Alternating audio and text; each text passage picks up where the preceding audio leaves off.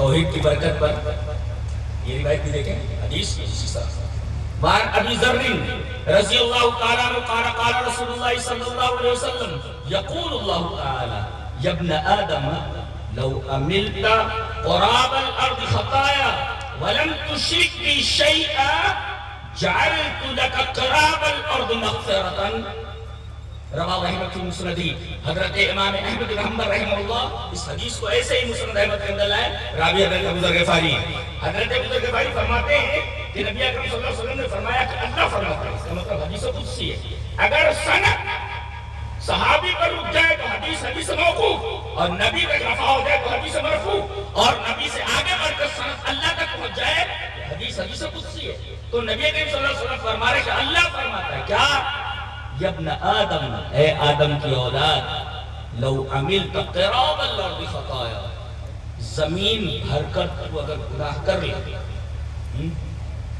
زمین بھر کر گناہ کر لے زمین چھوٹی چھوٹی چھوڑی ہے کتنی بڑی ہے اتنا گناہ کر لے کہ زمین بھر جائے قراب الارض خطایا زمین بھر کر ولم تشرک بی شیئا اور مجھ سے ملے اس حال میں کہ تو نے میرے ساتھ شرک نہیں کیا ہے توحید کے ساتھ آیا ہے تو زمین بھر کر گناہ لے کر آ میں زمین بھر کر بخشش لے کر کے آتا ہوں جعلت لك قراب الارض مغفرتا دیکھا آپ نے اللہ اکبر یہ ہے توحید کی عظمت اور توحید کی برکت ایک جانب گناہوں کا انبار ہے دنیا بھر کے گناہ ہیں اور ایک طرف توحید ہے توحید کا وزن دیکھو کہ ایک طرف دنیا کو رکھ دیا گیا پنرے میں دنیا کے تمام گناہوں کو اور ایک طرف توحید کو رکھ دیا گیا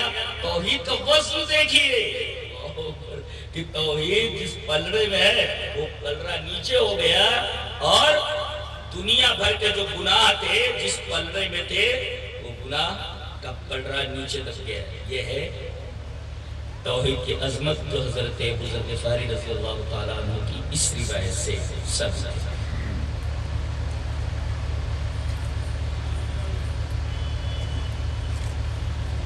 انسان کو جو پیدا کیا گیا ہے جانتے ہیں کس لیے توحید کے لیے پیدا کیا گیا جی وما خلقت الجن والانس الا ليعبدون میں نے جنوں کو اور انسانوں کو اس لیے پیدا کیا ہے تاکہ وہ میری عبادت کریں جانتے ہو لیعبدون کی تفسیر کیا کی گئی ہے لیوحدون تاکہ وہ میری توحید پکڑے تاکہ وہ میری توحید اختیار کرے اور عجیب بات تو یہ کہ ایک جگہ شکر کا لفظ آیا ہے لیکن مفسرین نے اس کی تفسیر توحید سے کی جیسے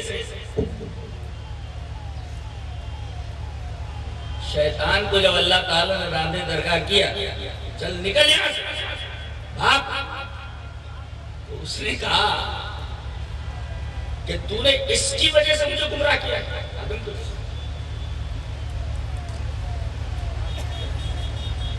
بولتا ہے ثم لآتینہم من بین ایدیہم ومن خلفہم وعن ایمانہم وعن شمائلہم ولا تجد اکثرہم شاکرین میں ان کے آگے سے آؤں گا میں ان کے پیچھے سے آؤں گا میں ان کے دائیں سے آؤں گا میں ان کے بائیں سے آؤں گا اور ان میں سے اکثر کو میں شاکر نہیں چھوڑوں گا شاکر ولا تجد اکثرهم شاکرین شاکرین کی تفسیر موحدین سے کی گئی ہے کہ اس کی پوری کوشش یہ ہوگی کہ لوگوں کو شرک میں مبتلا کر دے اور توحید سے دور کر دے اور اپنے اس مشن میں وہ تقریباً کامیاب ہو چکا ہے دنیا کی اکثریت شرک کے پلیٹ فارم پر آ چکی ہے بڑے تھوڑے لوگ ہیں جو شکر کے پلیٹ فارم پر ہیں اور توحید کے پلیٹ فارم پر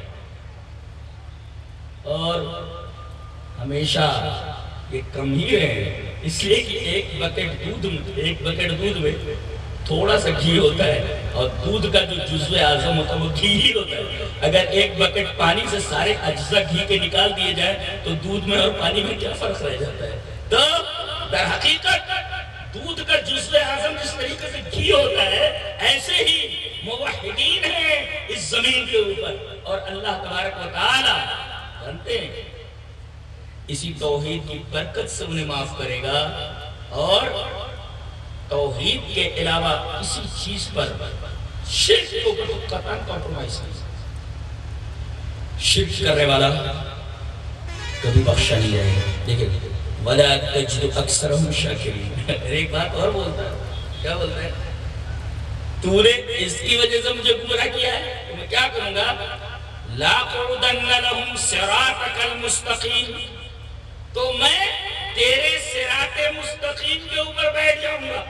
دیکھو شیطان کو معلوم ہے کہ جنت کی طرف جانے والا ایک ہی راستہ ہے، صراطک، تیرا راستہ، اضافت ہے نا، اور اضافت کی چیز محسوس ہو جاتی ہے۔ صراطک، تیرا راستہ، اور تیرا راستہ صراط مستقیم، اس پر بیٹھوں گا میں، اس پر بیٹھوں گا۔ خود تو معلوم ہے کہ جنت کی طرف جانے والا راستہ ایک ہی ہے، دنیا کو پٹی کیا پڑا رکھی ہے، چار چار راستے جو جنت تک جاتے ہیں۔ یہ عجیب و غریب فلسفہ نہیں ہے، یہ راستہ بھی جنت کی طرف جاتا ہے، یہ راستہ بھی، یہ امام کا راستہ جنت کی طرف جاتا ہے، یہ امام کا راستہ جنت کی طرف جاتا ہے، یہ جاتا ہے، وہ جاتا ہے۔ بڑے خوش نصیب ہیں آپ لوگ جو دین کو مضبوطی سے پکڑے۔ اچھا دین نام ہے کس کا؟ دین نام ہے کس کا؟ دین نام ہے قرآن و حدیث کا، یہی آپ کو دیا گیا کہ یہی آپ امت کو دے کر گئے۔ دلیل یہ حدیث بات۔ وعن ابی ہریرہ رضی اللہ تعالی عنہ قال قال رسول اللہ صلی اللہ علیہ وسلم انی قد ترکت فیکم شیئین لن تضلوا بعدہما کتاب اللہ و سنتی۔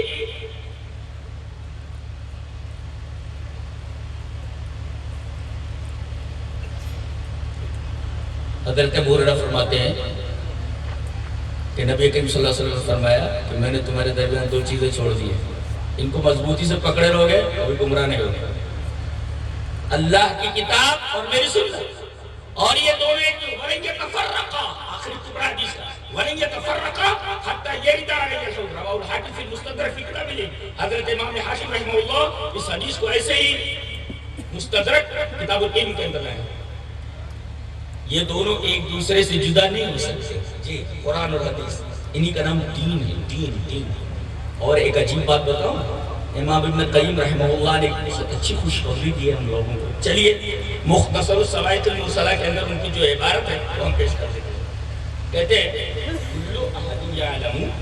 کل احد یعلم ان اصحاب الحدیث اصدق الطوائف كما قال عبد الله بن المبارك وجدت الدين لأهل الحديث والكلام للمعتزلة والكذب للرافضة والحيل لأصحاب الرائع۔ اللہ کتنی اچھی بات کہی ہے۔ حضرت امام ابن قیم رحمہ اللہ ابن تیمیہ کے شاگرد ہیں اور بڑے عالم ہیں، فرماتے ہیں کہ اصحاب الحدیث، اہل الحدیث، یہ تمام فرقوں میں سب سے سچا فرقہ ہے، اصدق الطوائف، سب سے سچا فرقہ ہے۔ اور پھر کہتے ہیں جیسا کہ عبداللہ ابن مبارک نے کہا، کیا وجدت الدین لأہل الحدیث، میں نے دین کو اہل الحدیث کے پاس پایا۔ دین کہاں ہے؟ اہل الحدیث کے پاس۔ یہ اتنا بڑا امام بول رہا ہے، معمولی آدمی تھوڑی ہے۔ وجدت الدین لأہل الحدیث، دین کہاں میں نے پایا؟ اہل الحدیث کے پاس پایا۔ اور یوں شکافیاں، کیل کال، ایسا ویسا، یہ کو پٹک، یہ اٹھا، یہ کری، یہ سب کیل و کال، یہ سب فلسفیانہ منہ شکافیاں میں نے معتزلہ کے پاس پائی۔ اور والکذب للرافضہ، اور سب سے بڑا جھوٹا اگر کوئی ہے اس روئے زمین پر تو رافض ہی۔ پوری فلسطین کیسی کیسی کر کے رکھ دیا ہے، اور کہتے ہیں کہ 11 بہنوں کا یہ اکیلا بھائی ہے۔ ان نارائن کو اب تک سمجھ میں نہیں آتا یہ ہے کون ہے؟ فلسطین کو جو حضرت عمر نے فتح کیا ہے، حضرت عمر کے تو دشمن ہی ہے، دشمن نہیں ہے، سنیوں کے دشمن نہیں ہے۔ یہ جو کچھ بولتے جھوٹی بولتے ہیں۔ والکذب، روئے زمین کے اوپر ان سے زیادہ جھوٹا کوئی ہے نہیں۔ والکذب للرافضہ، پوری دنیا سے یہ جھوٹ بولتے ہیں۔ کسی بھی طریقے سے، تقیہ کی شکل میں ہو یا کسی اور شکل میں ہو، سب سے بڑے جھوٹے روئے زمین کے اوپر بدترین مخلوق ہے والکذب الرافضہ، جھوٹ میں نے رافضیوں کے پاس پایا ہے، والحیل لاصحاب الرائے، اور اصحاب الرائے کے پاس جو قیاس لڑاتے ہیں ان کے پاس میں نے ہیلے بہت دیکھے، ہیلے ان کے پاس، ہیلے ان کے پاس۔ چلیے اس بات کو المدخل للسنن الكبرى البیہقی، بیہقی کی جو المدخل الى السنن الكبرى ہے اس کے اندر ایک روایت ہے حضرت عمر بن الخطاب سے، چلیے پڑھ لیتے ہیں اس کو تاکہ یہ بات مدلل ہو جائے۔ وعن عمر بن الخطاب رضی اللہ تعالیٰ عنہ قال ایاکم واصحاب الرائے فإنهم آداء السنن آیتهم الأحادیث أن يحفظوها فقالوا بالرائے فضلوا وأضلوا۔ یہ مدخل للسنن الکبریٰ بیہقی کے اندر یہ ہے۔ حضرت عمر رضی اللہ تعالیٰ فرماتے ہیں کہ دیکھو قیاس لڑانے والے لوگوں سے بچو، جو فرقہ قیاس لڑاتا ہے ایسے فرقے سے بچو، اور ایسے مولوی سے بچو جو صرف قیاس لڑاتا ہو، اس لیے کہ یہ قیاس والے یہ سنن کے دشمن ہے۔ اس کا مطلب رائے اپوزٹ سنت کے، یہ سنت کے دشمن ہے، اور احادیث نے ان کو تھکا دیا ہے۔ یہ حدیث یاد نہیں کرتے، قیاس لگاتے ہیں۔ آیتهم الاحادیث ان یحفظوها، حدیث حفظ نہیں کر سکتے، حدیث یاد نہیں کر پاتے، اگر ہم بکن کچھ بھی بولتے چلے جاتے تو احادیث حفظ نہیں کر سکتے، ان کو تھکا دیا ہے۔ تو اب احادیث یاد نہیں ہوتی تو کیا کرتے ہیں؟ فقالوا بالرائے، تو رائے لڑانے لگتے ہیں، رائے سے بات کرنے لگتے ہیں۔ فضلوا وأضلوا، ظاہر ہے جب رائے سے بات کہی جا رہی ہے تو خود گمراہ ہوں گے اور دوسروں کو گمراہ کریں گے۔ یہ ہے اصحاب الرائے۔ مولانا مودودی کے بارے میں کہا گیا، جو جماعت اسلامی کے بانی ہیں، جی ترجمان میں انہوں نے لکھا ہے کہ میری کوشش ہے، الفاظ دیکھیں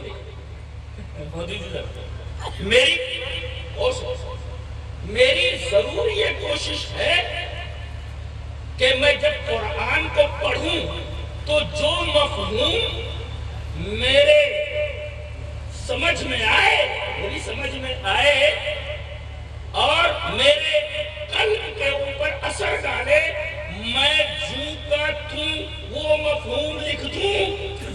کہہ رہے آپ کے ذہن میں قرآن حکیم کی آیت کی جو تفسیر آ رہی ہے وہ آپ لکھ رہے ہیں، آپ کے دل پر جو اثر کر رہی ہے وہ آپ لکھ رہے ہیں۔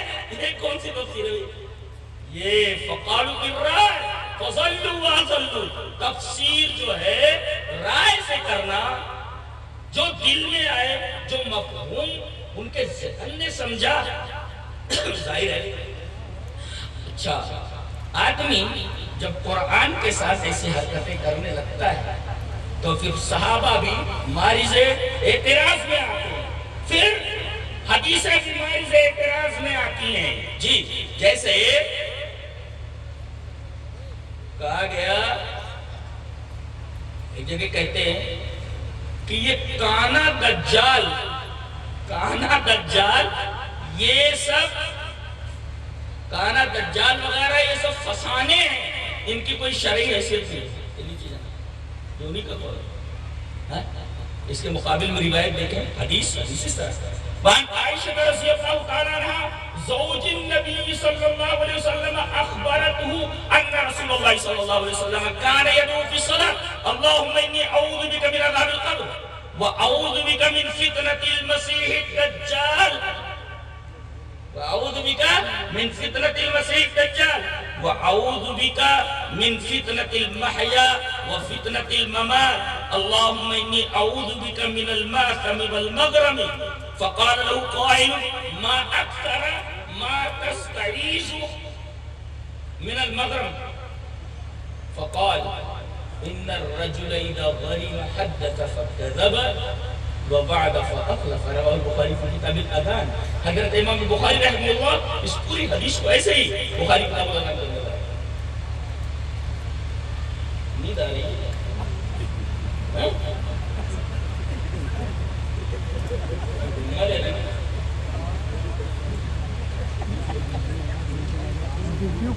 حضرت عائشہ فرماتی ہے, کہا گیا کون عائشہ؟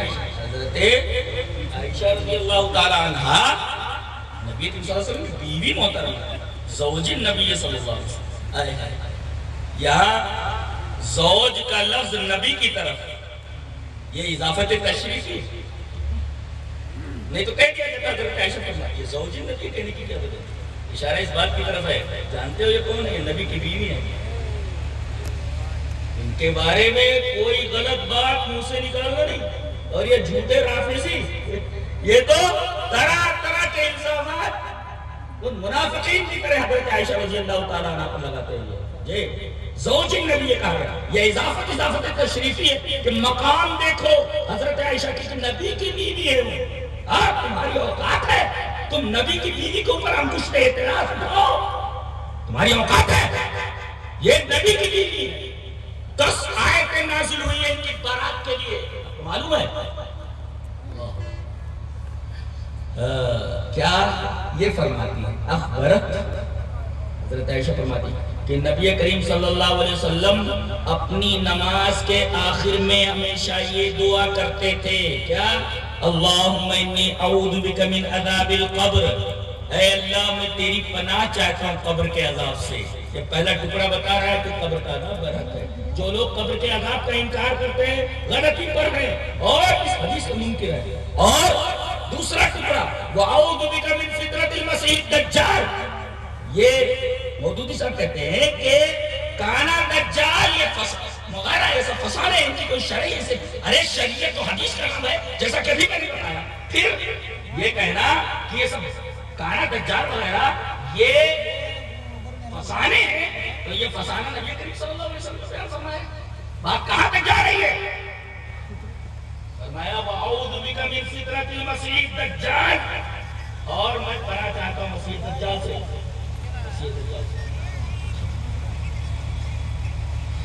اور میں پناہ چاہتا ہوں زندگی کے فتنہ اور موت کے فتنہ سے.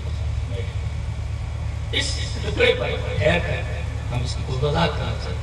I want to explain of this کہ میں پناہ چاہتا ہوں زندگی کے فتنے سے اور موت کے. یہ زندگی کا فتنہ ہے. دو چیزیں پیش آتی ہیں انسان میں, شبہات کا فتنہ اور شہوات کا فتنہ. شبہات کا فتنہ کیا ہوتا ہے کہ آدمی کا دماغ اس طرح ہو جائے کہ حق باطل دکھائی دے اور باطل فَيَرَ الْحَقَّ بَاطِلًا وَالْبَاطِلَ حَقًّا, ایک دم ذہن کا سانچہ, دل کا سانچہ الٹ جائے کہ اسے حق باطل نظر آئے اور باطل حق نظر آئے. یہ زندگی کا فتنہ ہے. یہ شبہات ایسا کیسے ہو سکتا ہے؟ ایسا کیسے ہو سکتا ہے؟ حق سے باطل دکھائی دیتا ہے, باطل سے حق دکھائی دیتا ہے. ایک زندگی کا فتنہ تو یہ, اور دوسرے زندگی اس کی اللہ کی معصیت میں گزرے, یہ زندگی کا فتنہ ہے. زندگی اس کی کفر کے اوپر گزرے, فتنہ ہے. زندگی اس کی بدعتوں میں گزرے, یہ فتنہ ہے. زندگی اس کی صحابہ کرام کی عظمت تسلیم نہ کرنے پر گزرے, اور اس کی زندگی گزرے بدعات و خرافات میں, یہ ہے زندگی کا فتنہ.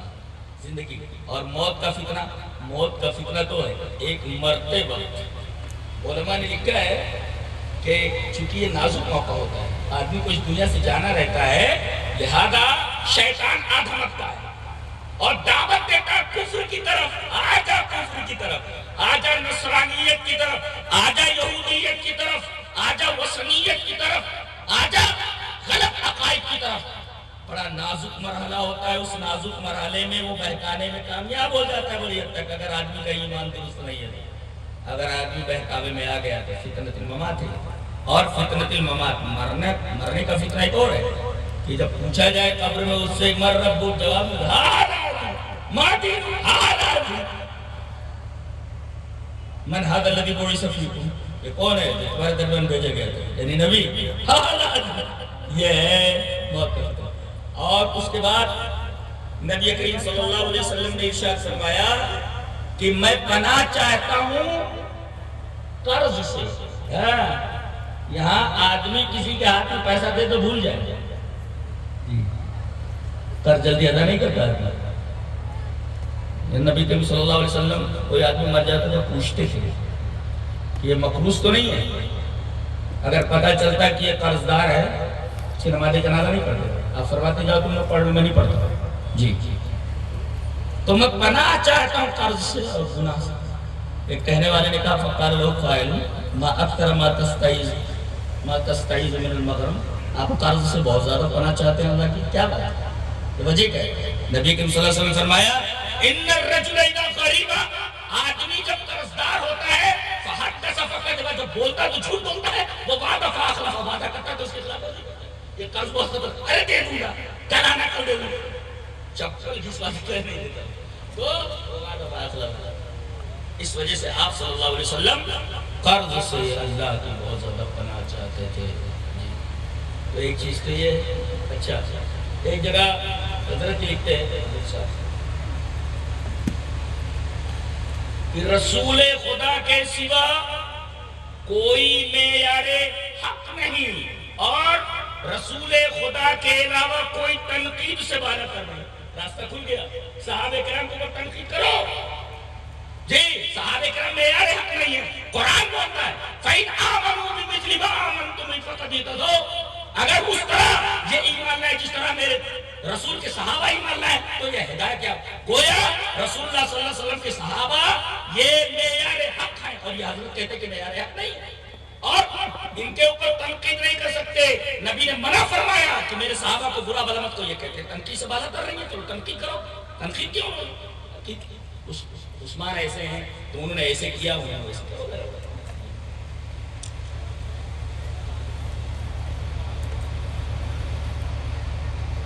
میں نے بتایا تھا کہ فطرت